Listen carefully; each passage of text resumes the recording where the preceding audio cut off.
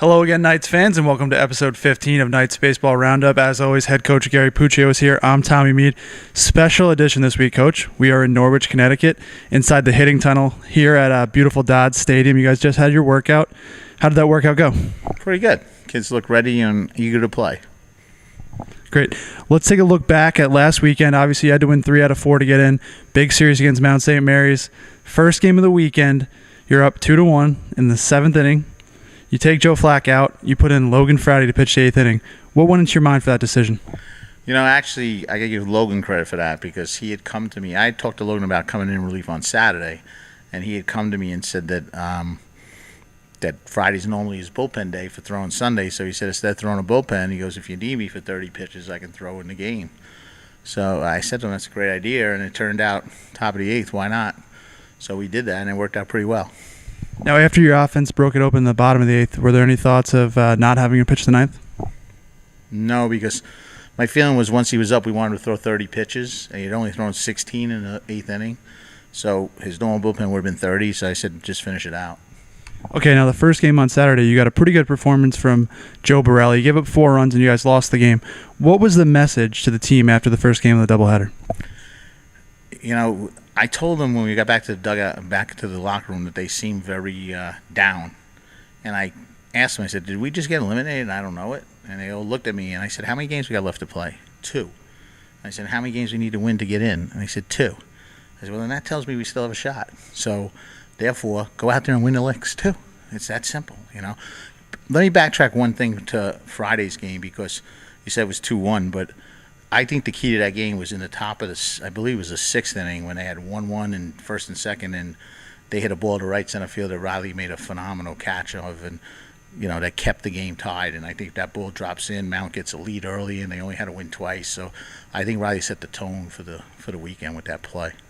Well, what did you think of your defense all weekend? It seemed like that was a distinct advantage for you guys.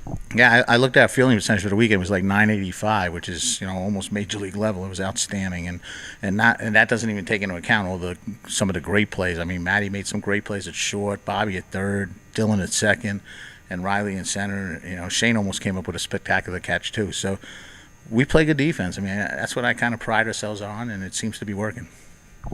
All right, the second game on Saturday, Ryan McGrath came out with complete game victory. Talk about his performance. Yeah, that was big. I mean, that was really big.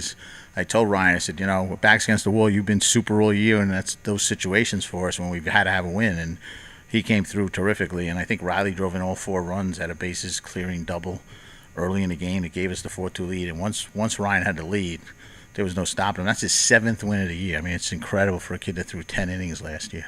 Yeah, absolutely. He's tied for the NEC lead and wins right now. Sunday, Logan Frowdy, who had closed out the game on Friday, starts. He gives up 4 runs in the first inning, but he didn't seem to be phased. I'm going to go all the way back to Wagner when we were 1-6, and I talked to the kids that day. We were home, and I said, this is a game we got to win if we're going to have any shot this year of making a playoff. We can't be 1-7. We got to walk out of here with a win. And Logan pitched that day, and we won. And then we went to Central Connecticut, and we had to win 3 out of 4, and we had won 2 out of 3. Logan got the ball Sunday, and Logan won. And last Sunday at Mount St. Mary's, we had to win. And, it's weird because that's what's great about baseball. I mean, I don't think Joe Borelli and Logan Frowdy pitched that different a game that day. But Logan gave up those 4 in the first, and he just slammed it right then and there. And obviously we got some offense that day, which we didn't get for Joe the day before. And, Logan carried us home. Now, offensively, 2 doubles for Ryan Brennan, 5 RBIs, obviously a huge performance, but the real big swing of the day came from Pat McClure. Yeah, Pat said to me in the locker room between games on Saturday, he says, Coach, we're getting there. We're not going to the playoffs this year. That's what's going to happen. And Sunday morning when we were outside taking infield, outfield, he says, we're winning today. And, that's what captains do. They step up and they make it happen. And Pat's clearly the leader of the team and clearly the kid that everybody looks to be the leader. And boy, that solo homer felt real good when he hit it, I'll tell you that. And as far as Ryan Brennan with the 5 RBIs, I got to give Coach Skold and Coach Kresge credit because I handed them 2 lineups before the game, and I said, which one do you think we should go with? One had Riley hitting third with Brennan hitting 5. One had Brennan in the 3 spot. They were pitching a lefty.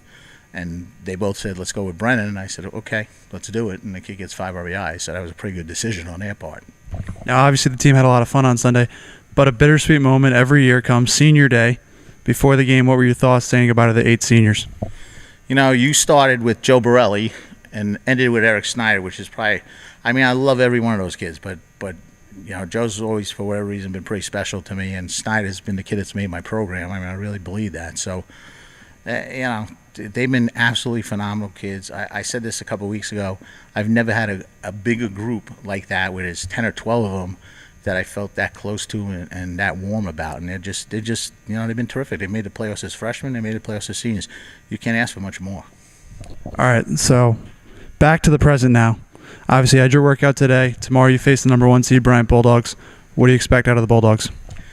We went up there and led twice and going to the bottom of the 9th and couldn't hold on in either game. We had that game 7-4, 2 out, 2 on, and 2 batters later we lost. It was incredible.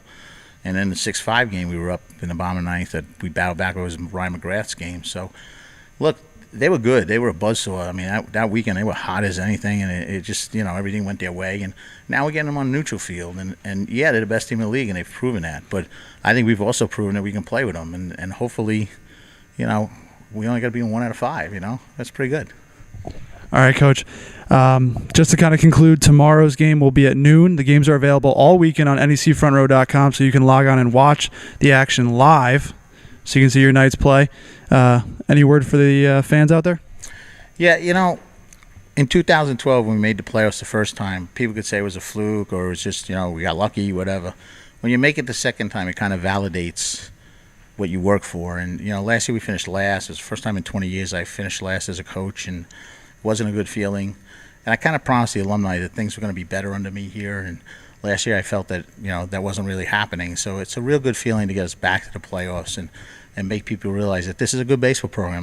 We've made the playoffs 2 out of the last 4 years. There's only 2 teams in the league that have done more than that. So I think that says a lot about where our program is and where our program's going. And I expect nothing but a solid, good baseball program at FDU from here on in. Great, Coach. Good luck this weekend. Thank you, Don. Hopefully the Knights can win a championship.